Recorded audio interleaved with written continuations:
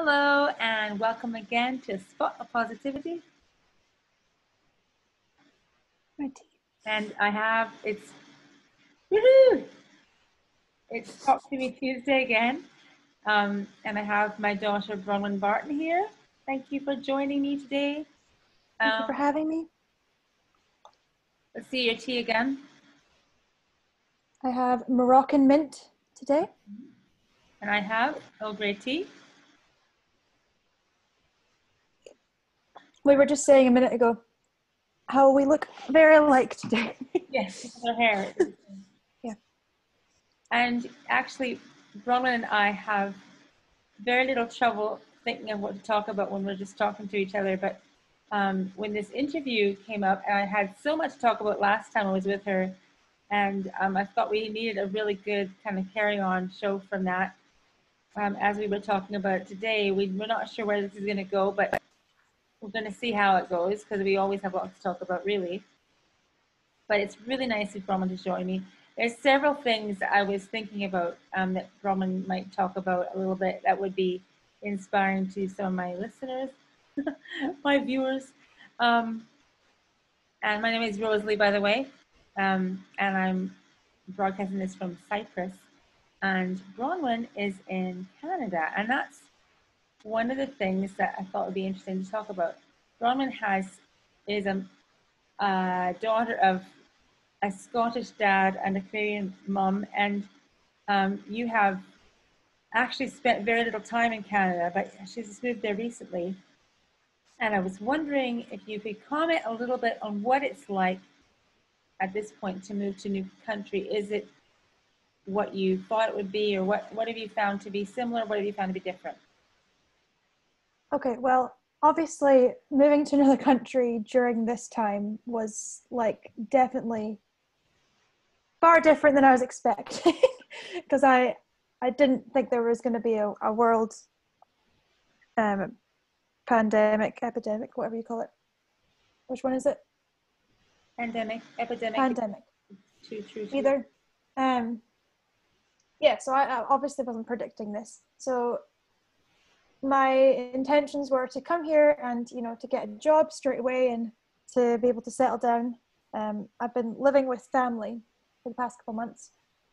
And I was hoping maybe like around now, like the end of July, the start of August, I'd be able to have a place to move into. But it's taken a while to even get a job because of everything that's going on. And yeah, so there's been a lot of setback, and it's been hard to I have to be really patient with myself and say it's okay. It's okay that I can't just jump into something straight away and have it work just like that, because everyone is having a setback right now, and it's hard for everyone. And yeah. I know it's selfish of me to think, oh, it's just me that's really struggling, but that's totally normal, and you should be patient with yourself and give yourself credit for how much you've done, even whilst this is all happening. I've heard so many people, I mean, this is slightly off topic, but I've heard so many people say that oh, I wish I could have done all this during the pandemic and all this kind of thing. And I'm like, stop having regrets about it. We all kind of didn't know what to expect, and it was okay. It's okay that you're being lazy sometimes, and because it affects your mental health, and it affects it's a completely different schedule you have to just adjust to. So yeah, it's really interesting, isn't it? Because there's all kinds of things floating around your brain about what you should be doing, where you should be by now, and so add that to the fact that you're in a completely new situation. I mean, everyone is having to adjust to stuff, but you're also adjusting to a new country, and it's difficult for me. Yeah, you're in a new city. Actually, you've never lived there, and nor have we ever visited in that area for an extended period of time. Yeah, so that's true. You're not surrounded by a lot of family. You're surrounded by a little bit of family that you don't know super well. Mm-hmm. And you have got a job, and you're getting to know people. Do you find it's different? The people, is the culture noticeably different, or is it pretty much what you expected?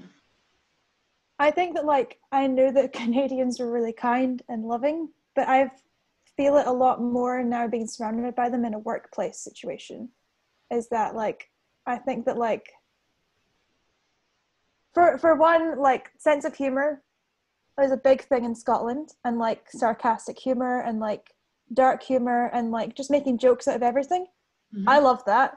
But then it also kind of prevents the, you know, getting to know people really well on a deeper level. And I like that. I think a lot of my relationships and jobs in the past have just been kind of like surface level, except for a couple people. But it's been hard, you know, like you have to like kind of really invest in the time after work. Yeah. I think so far, I mean, I know my colleagues are really lovely. And so I'm really happy that I've got really nice people to work with. All girls except for one guy. It's nice.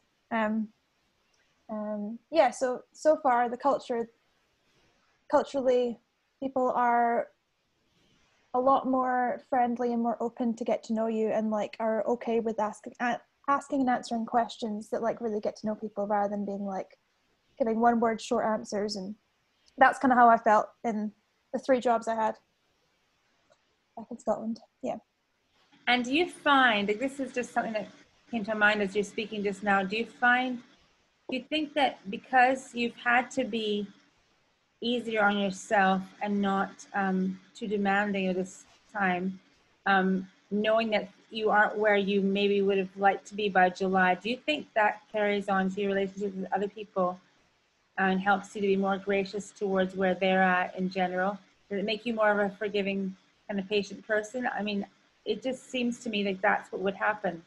You're having to be easier on yourself and forgive yourself for not being perfectly where you want to be right now.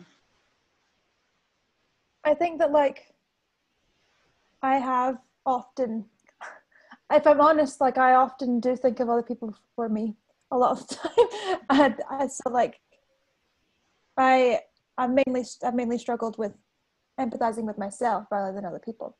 So Okay. like I'm just like kind of seeing people like struggle, and they speak to me about it, and I'm like, oh no, don't worry, everyone's having a difficult time.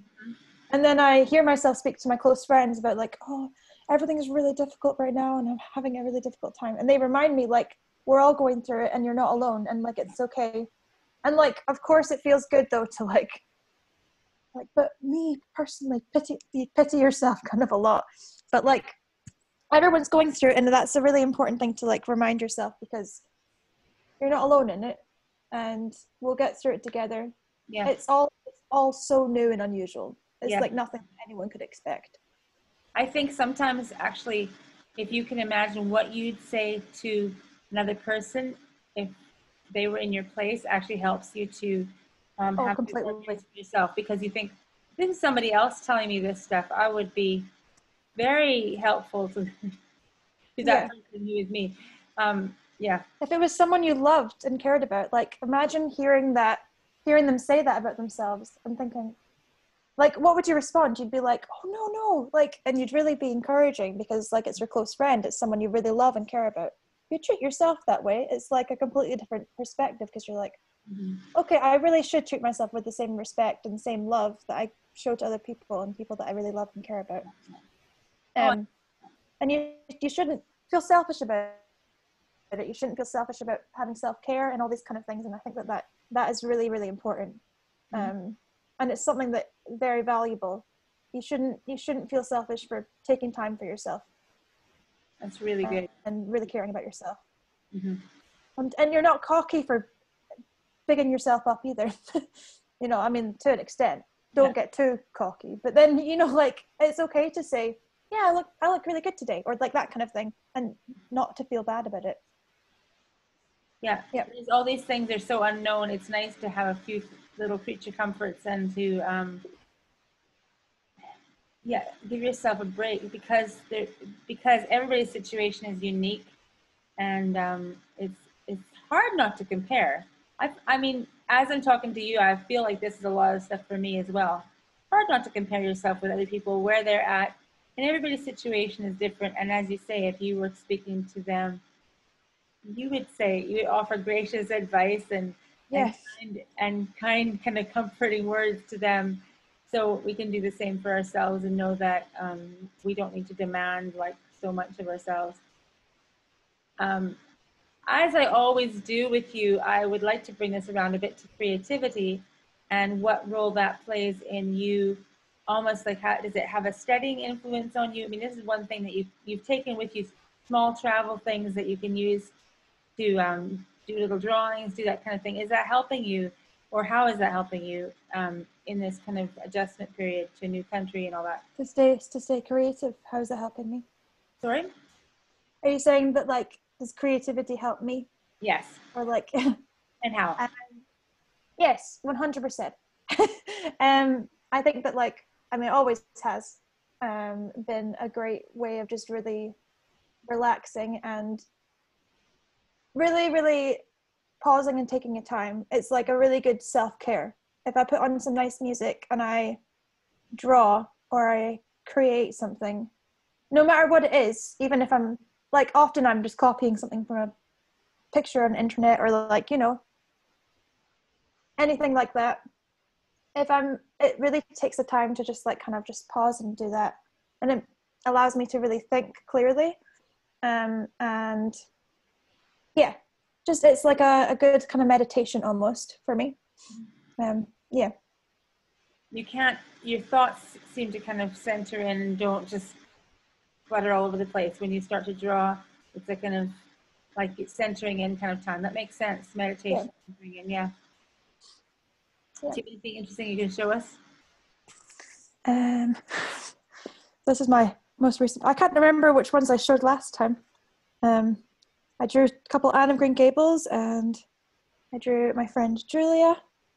Oh yeah, lovely. And my favorite artist, Aurora. She came up with a song called "Exist for Love," and I think that's so sweet. Everyone exists for love, and we all need to be cared for. That was relevant right now. And then I also, I received a letter.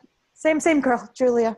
I received a letter from my close friend from DTS in the mail. It was so nice to actually receive a letter, and so I drew a little picture of me and her.